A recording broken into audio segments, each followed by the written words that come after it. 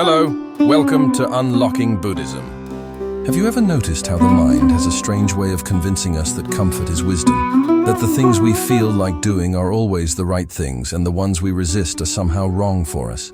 What if I told you that, especially in the beginning of spiritual practice, this instinct is almost always upside down? At first, it sounds like a recipe for misery.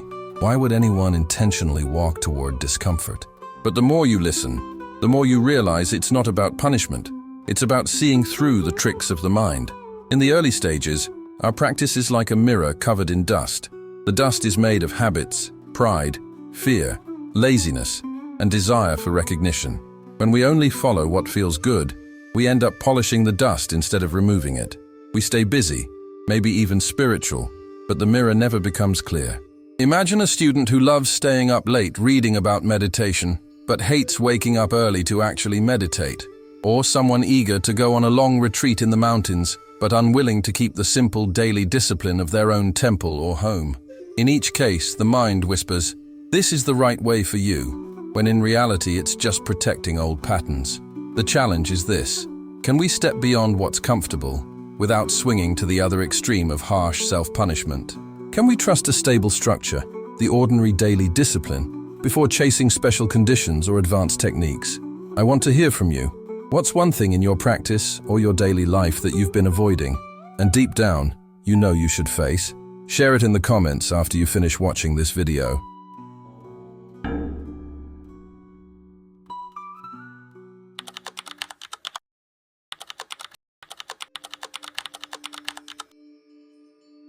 There was once a young monk who dreamed of becoming enlightened in the shortest time possible. He had read countless scriptures, memorized wise sayings, and had all the right robes and postures. When asked about his practice, he spoke with confidence, even quoting famous masters as if their words were his own. But when the time came for him to train at the monastery, reality looked very different. The monastery had a simple routine: wake up early, meditate at set times, eat 2 meals a day, sweep the grounds, and follow the schedule exactly. No grand retreats, no exotic journeys, no dramatic austerities, just the quiet repetition of discipline. On his first week, he began to resist. Sweeping the courtyard felt like a waste of time compared to reading sutras. Eating simple food left him longing for the flavors of his old life. Each time a rule or schedule pushed against his preferences, his mind came up with justifications. "Surely my path is different," he thought. One day the abbot called him aside and said, "If you want to see your mind clearly, pay attention to what it avoids." The young monk was confused. "Not exactly," the abbot smiled. "I'm saying that, in the beginning, what feels right is often just your habits talking." So, the young monk decided to test it. He disliked sweeping, so he volunteered to sweep every morning before anyone else woke up. He hated sitting for long hours, so he began to stay on the cushion until the bell rang, even when his legs ached. He resisted eating bland food, so he took no extra condiments for a month. The first days felt like torture. Every moment his mind shouted, "This is pointless!" But as weeks passed, something subtle began to shift. The resistance was still there, but it had less power. The chores no longer felt beneath him. The long sittings stopped feeling like battles. The food was just food. Months later, he realized something important. It wasn't that these tasks were special, but that they had forced him to stop obeying the restless pull of his likes and dislikes. That obedience to his impulses had been the real prison all along. The abbot's teaching became clearer. Before you chase what feels good, learn to stay where you are and meet the discomfort without running. In doing so, you discover a freedom that doesn't depend on conditions, a freedom that follows you whether you are in a noisy market or a silent forest, in a grand retreat, or simply sweeping the floor. At the heart of this teaching lies an uncomfortable truth. In the early stages of practice, our preferences are unreliable guides. The mind, shaped by years of conditioning, is drawn toward what reinforces its cravings and avoids what threatens its comfort. In Buddhist language, this is the pull of tanha, craving, and the push of dosa, aversion. Left unchecked, they disguise themselves as wisdom and intuition, leading us to believe that we are making skillful choices, when in reality, we are only feeding the habits that keep us bound to suffering. The advice to do exactly what you don't want to do is not about self-punishment or blind asceticism. It is a method for exposing the hidden attachments that govern our behavior. In the suttas, the Buddha often spoke about the importance of confronting the mind's defilements directly, rather than avoiding them. If one avoids discomfort entirely, the defilements remain untouched, quietly dictating one's life. When you deliberately step into situations your mind resists, within reasonable and safe limits, you gain a rare opportunity to observe your reactions without immediately obeying them. For example, someone who resists early rising might use that discomfort as a field for practice, watching the aversion that arises, questioning its story, and learning to act independently of it. Similarly, a practitioner who clings to the idea of needing perfect silence to meditate may discover that true stillness has little to do with the absence of sound and much to do with the stability of the heart. The Buddha's own life illustrates this principle. Before his enlightenment, he experimented with extremes, indulgence in palace pleasures and severe asceticism in the forest. Both paths failed. What he realized, and later taught as the middle way, was that freedom lies not in gratifying or suppressing every impulse, but in seeing impulses for what they are, passing states, not orders to be obeyed. By intentionally practicing in ways that do not simply flatter the ego or satisfy desire, we loosen the grip of these impulses. However, as the monk in the video wisely points out, there is a danger at both ends. If we always avoid difficulty, our practice stagnates. We never develop the resilience needed to face deeper challenges. But if we push too hard, chasing extreme austerities just to feel special or advanced, we risk injury, burnout, or feeding a subtler form of pride. The sweet spot is a structured discipline, like the routines of a monastery or a meditation center, where the framework challenges our habits without destroying our stability. This approach is not just about physical endurance or mental toughness. It's about cultivating humility. Most people, as the speaker notes, want to be exceptions, either the worst, and therefore deserving of special care, or the best, and therefore above the rules. To simply be normal, following the same schedule as everyone else, without demanding special treatment, requires a level of maturity that many overlook. This humility is itself a profound form of training, because it undermines the ego's constant search for distinction. Ultimately, doing what you don't want to do is a tool for developing upekkha, equanimity. By facing discomfort with steadiness, you teach the mind that peace is not found by arranging the world to your liking, but by meeting each moment as it is. Over time, this practice transforms avoidance into presence, impatience into patience, and restlessness into stability. It's not an easy path, but it's one that slowly frees you from the tyranny of your own preferences. In spiritual practice, one of the most counterintuitive and yet profoundly liberating truths is this: your mind will almost always try to avoid exactly what it most needs to face. At the beginning of the path, we tend to trust our instincts without question. If something feels pleasant, inspiring, or aligned, we assume it must be the right thing to do. We imagine that following these inclinations will naturally lead to wisdom and peace. But the reality is far more complex and far more humbling. Most of our inclinations are not born from wisdom. They are shaped by old habits, fears, and cravings that we have carried for years, sometimes lifetimes. A person with strong vanity, for example, may feel irresistibly drawn to ascetic practices that are visible and impressive, fasting for weeks so others will marvel at their discipline, wearing ragged robes to look humble, or meditating in dramatic postures to earn admiration for their endurance. On the other hand, someone with deep attachment to comfort may choose practices that feel gentle and kind, but which never truly challenge their limits, avoiding cold weather, skipping early morning sits, refusing any situation that causes physical or emotional discomfort. Both of these practitioners are being led not by wisdom, but by conditioning. The ego has an extraordinary ability to disguise its cravings and fears as noble aspirations. "This suits my personality," it whispers. And so, without realizing it, we circle endlessly around the same patterns, never touching the roots of our suffering. This is why many experienced teachers give a surprisingly simple and radical piece of advice to beginners. Do the opposite of what your ego wants. If you crave long, dramatic meditation sessions because they make you feel like an advanced practitioner, cut them short. If you are desperate to avoid the cold, the mosquitoes, or hard physical work. Lean into those conditions instead of running from them. This is not a form of self-punishment. It is a training in seeing through the illusions that keep you trapped.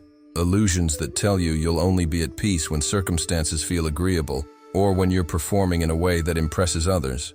The danger of following your own preferences in the early stages is that you have no reliable inner compass yet. Without enough experience, your sense of what's right is often just a recycled mix of comfort-seeking and self-image maintenance.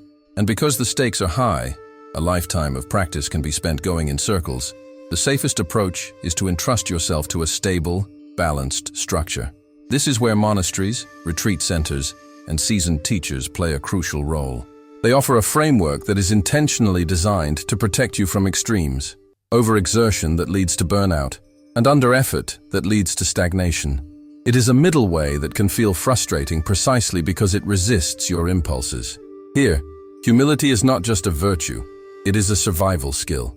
Humility means accepting that for now, not every inner voice is trustworthy. It means letting go of the need to be special, the most disciplined ascetic, the brilliant exception to the rules, or the enlightened rebel who doesn't need structure. The truth is, this need to be special is just another mask of the ego, one of its most stubborn disguises.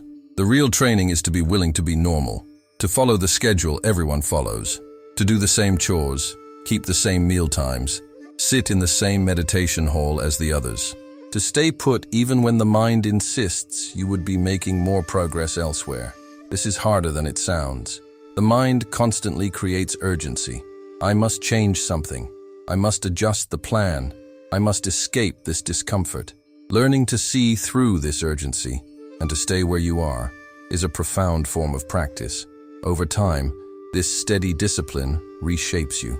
You begin to recognize when a desire to change your circumstances is actually an attempt to avoid inner work.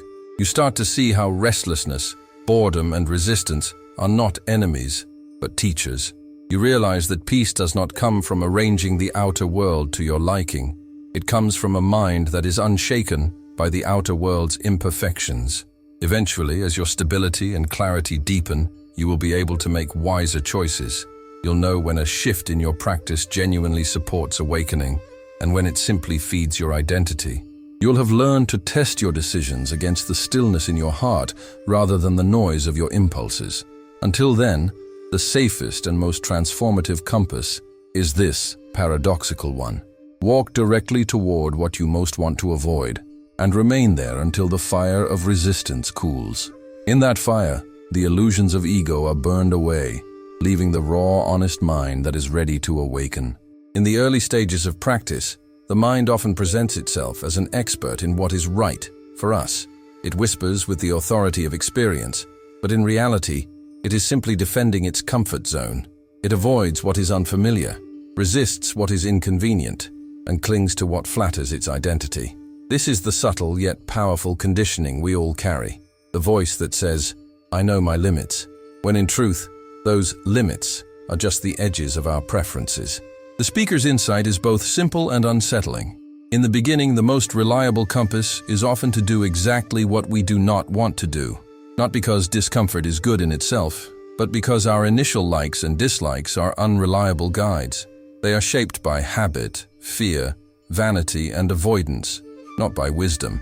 Like a patient who is also the doctor, yet too ill to diagnose his own illness, we cannot clearly see what is needed until we have walked through the places we resist.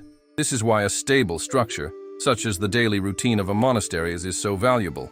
Left to our own impulses, we tend to modify the rules to suit our moods. We convince ourselves we are adapting the practice, when in reality we are protecting our ego. Some seek to loosen the discipline for comfort. Others make it harsher to feel special. In both cases, the motivation is the same, to keep the self at the center. The rarest virtue is the humility to be ordinary, to follow the rules as they are, neither adding nor subtracting, without turning practice into a stage for the ego. Avoidance is not just about laziness. It is an emotional habit that runs deeper than thought. Beneath the surface of our reasoning, there are subtle undercurrents of craving and aversion, often invisible to us. These forces pull us toward what feels pleasant and away from what feels unpleasant, regardless of whether either leads to true growth. This is why reading more books or collecting more teachings cannot on their own dissolve this habit. Only lived experience, patiently staying with what we resist, can reveal the difference between true intuition and conditioned preference. The warning against seeking perfect conditions is crucial. A restless mind will carry its unrest into the mountains, the forest, or the most beautiful retreat center. Outer silence does not guarantee inner silence. The hum of cicadas in a forest can feel as loud as a city street if the mind is still clinging and rejecting. To believe that peace will come only when the environment changes is to place our freedom outside our own reach. The training, instead, is to learn to be still within the conditions we already have, meeting noise and imperfection without letting them disturb the heart. Through this process, resilience is born. We learn that we can face discomfort without breaking, that we can sit with what we once ran from. We discover that humility, the willingness to be one among many, to keep to a simple standard, does not diminish us, but liberates us from the exhausting burden of self-importance. We come to appreciate that the most profound practice is often the most unremarkable in appearance. Keeping the schedule, doing the chores, following the precepts without complaint. In time, our perspective shifts. We stop treating discipline as a cage and begin to see it as a container for freedom. The conditions we once resented become the very ground on which our stability grows. And by the time we realize this, our mind has already changed, not through dramatic breakthroughs, but through the quiet, steady erosion of habit. The heart of the lesson is this: before seeking extraordinary experiences, learn to be faithful in the ordinary ones. Before trusting your preferences, test them against the possibility that they may be leading you deeper into your old patterns. And before trying to control the outer conditions, train yourself to meet inner conditions with steadiness and grace. This is not a glamorous path, but it is the one that works. On the spiritual path, the stones along the way are not mere accidents. They are the very ground on which we learn to walk. Without them, our march would become illusory, made only of comfortable steps that lead us nowhere. With them, we are forced to adjust our stride, strengthen our inner muscles, and above all, learn not to give up at the first resistance. Much of the suffering at the beginning arises because we confuse discomfort with error. We think that if something bothers us, it is a sign that we are on the wrong path.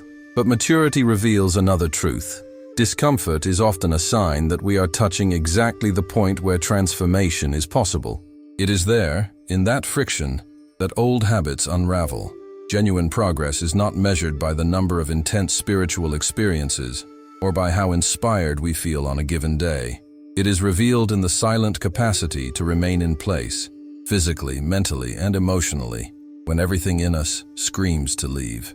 It appears in the commitment to the basics, following the schedule, keeping the precepts, cultivating the correct posture, performing humble tasks. It arises in the humility of seeing oneself as part of a collective, neither above nor below, but learning together. This seemingly ordinary constancy is, paradoxically, the hallmark of the rarest practitioners. For most, seek something extraordinary to validate their practice. A special retreat, a renowned teacher, a perfect place to meditate. But those who pass through the initial phase of training the mind not to follow every impulse discover something profound. The place of transformation was always where you already are, and the perfect moment is this one now, just as it is. By accepting routine and submitting to a stable pattern, we stop depending on ideal conditions to feel peace.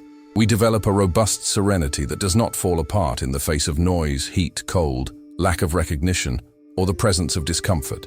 It is a peace that is born from direct training, observing the mind become agitated and, even so, not running after it, noticing internal resistance and not being dragged by it. Little by little, the ego loses the power to dictate the narrative. I can only practice if I need that. These demands dissolve, revealing a vast inner space where the mind is free to remain stable without clinging to what is pleasant or repelling what is unpleasant. This is the silent freedom that so many traditions point to, but that only reveals itself to those who accept the fundamental paradox. To go exactly toward what is most feared or avoided, to remain there until the fear dissolves, and to discover that what seemed unbearable was, in fact, only resistance to the real. When this barrier falls, what remains is a clear brightness, a peace that needs neither applause nor guarantees, because it finally rests on what is unshakable.